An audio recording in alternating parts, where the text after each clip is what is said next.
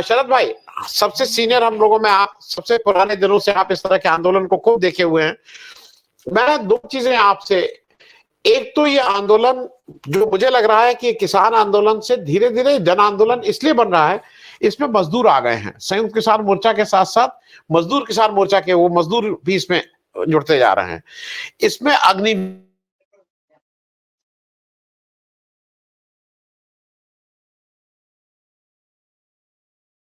बेटे एटे को फिर से पद मिल गया, वो फिर से अब सर्वे सर्वा हो गए उत्तर प्रदेश असली। तो उन्होंने फिर कहा कि हम भी इस आंदोलन के साथ जुड़ने जा रहे हैं क्योंकि सरकार कुछ काम नहीं करती, सरकार से झूठ बोलती है। एक तो मैं आपसे इस पे एक टिप्पणी चाहूंगा, इसके अलावा एक टिप्पणी और चाहूंगा। पहले आप इस पे टिप्पणी कर लीजिए, फिर मैं दूसरे एक मेरा मन में बहुत सवाल है, मैं उस पर भी आपसे जरा पूछ लूंगा। पहले इस पे एक टिप्पणी, ये जन आंदोलन बन रहा है क्या?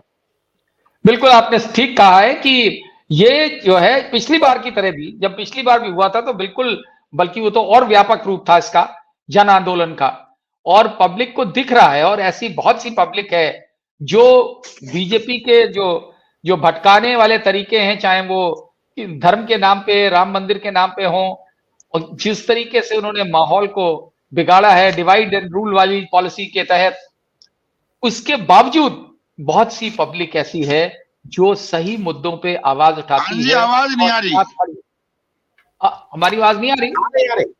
आवाज सुनाई दे रही? मुझे आ रही है। हुड्डा जी, आप दोबारा लॉगिन करिए, दोबारा लॉगिन करिए। उसमें मेरा मानना यह है कि जो आत्मजीत जी ने कहा और जो हुड्डा साहब ने कहा, इन दोनों बातों में बड़ा दम है। और लेकिन प्रॉब्लम यह है कि बीजेपी जानती है, पिछली बार भी आपको मालूम है जब पानी सर के ऊपर चला गया तो उन्होंने कुछ चीजें कंसीड कर दी और कह करके हमने सब मान लिया है, और वो टाल करके मामले को सोचते हैं कि समय के साथ जो फिर उनकी आरएसएस एक्टिव हो जाती है और तरह तरीके से लोगों के डाइवर्जनरी टैक्टिक्स प्ले करती है, जिससे कि लोग उस मुद्दे से अटेंशन दूर हो जाए। और उन्हें हमेशा ये, और खास तौर से धर्म का खूब इस्तेमाल होता है इसमें, कोशिश है वो अपना इंजेक्शन जो देते हैं धर्म का, जीवन में धार्मिक क्रियाएं फॉलो नहीं करते हैं, कोई धर्म नाम की चीज नहीं है। अब आप देख लीजिए, अगर धर्म फॉलो करते रहे होते तो ब्रिजभूषण शरण सिंह के साथ का जिस तरह प्रोटेक्शन चल रहा है, और ये उनके सामने वो महिला पहलवान जिन्होंने देश का गौरव बढ़ाया, और जिस तरह से उस आदमी ने उनके साथ ट्रीट किया हुआ, मेरा ख्याल कोई और देश होता वहां इस तरीके की का बर्ताव करने वाले को सजा मिलती।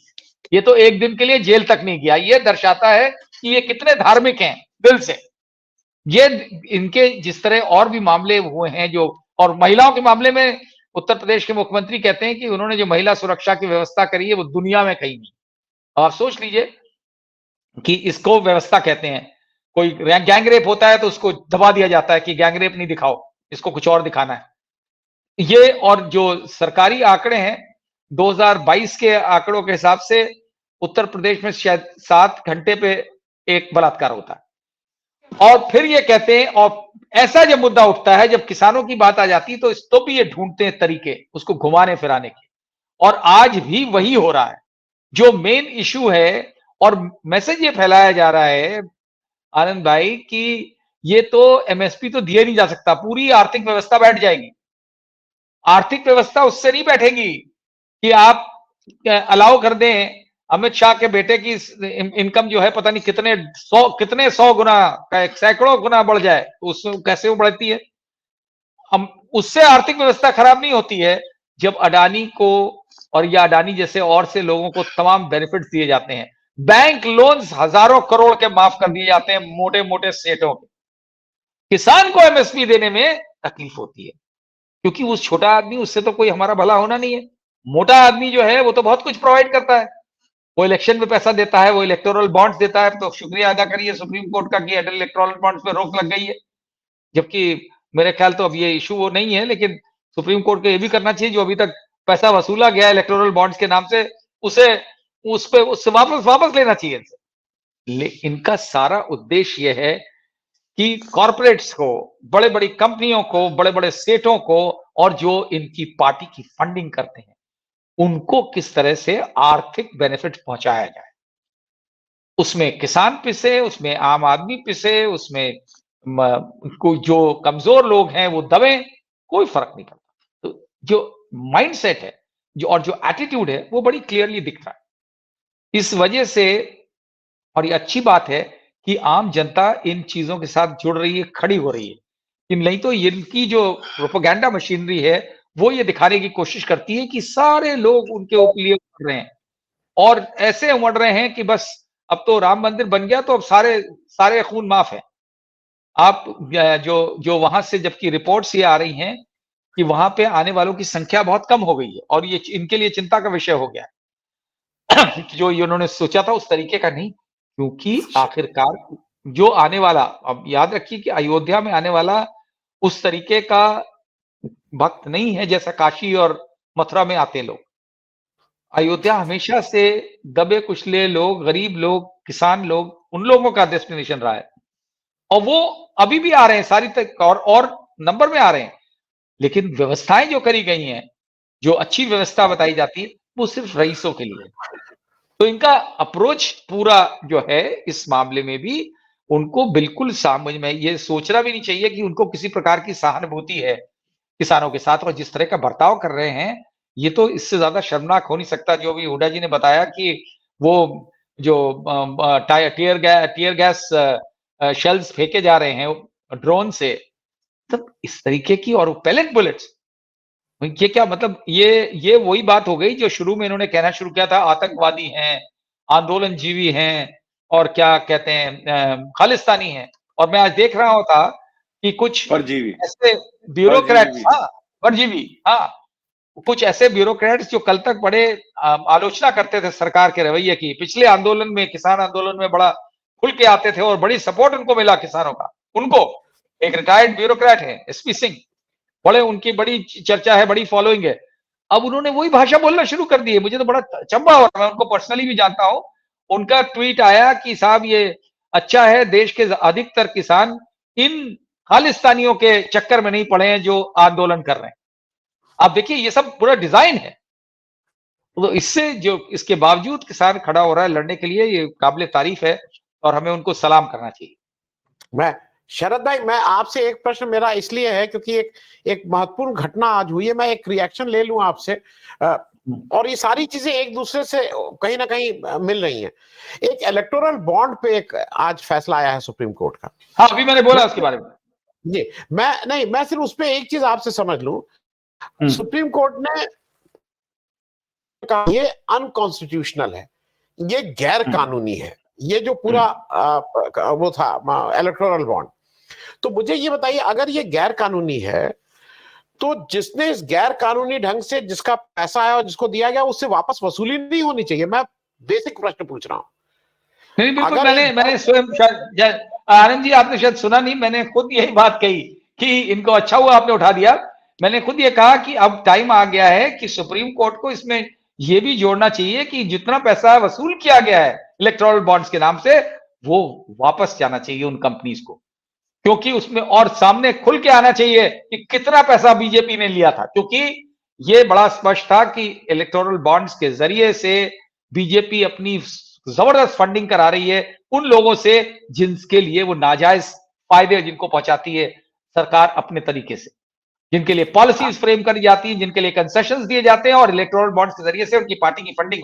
और ये बहुत ही जरूरी अहम बात है कि सुप्रीम कोर्ट ने इस पे तो वाहवाही ले ली है कि उन्होंने ये बंद कर दी प्रक्रिया, लेकिन ये बिल्कुल सवाल उठेगा और उठना चाहिए कि क्यों नहीं वो सारा पैसा वापस दिया है। वरना तो उन्होंने, अब आप सोचिए, मुझे तो लगता है कि इस इलेक्शन के लिए भी, इस जब तक केस चल रहा था इस दौरान अच्छी खासी रकम इलेक्टोरल बॉन्ड्स के जरिए से बीजेपी को मिली होगी, और इसका खुलासा होना निहायत जरूरी।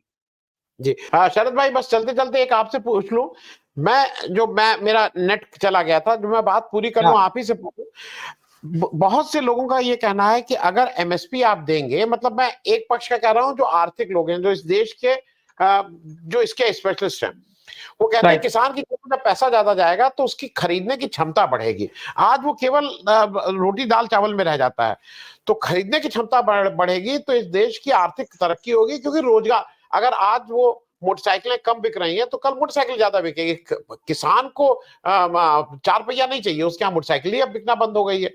पूरे देश की फिगर कम है, तो उनका कहना है कि एमएसपी से ये जो लोग कहते हैं कि गलत होगा, इकोनॉमी में और सुधार हो जाएगा, क्योंकि डिमांड, किसान की खरीदने की क्षमता बढ़ जाएगी। आज किसान के पास खरीदने को, वो अपना पेट बचाए किसी तरह से कि कुछ खरीदे।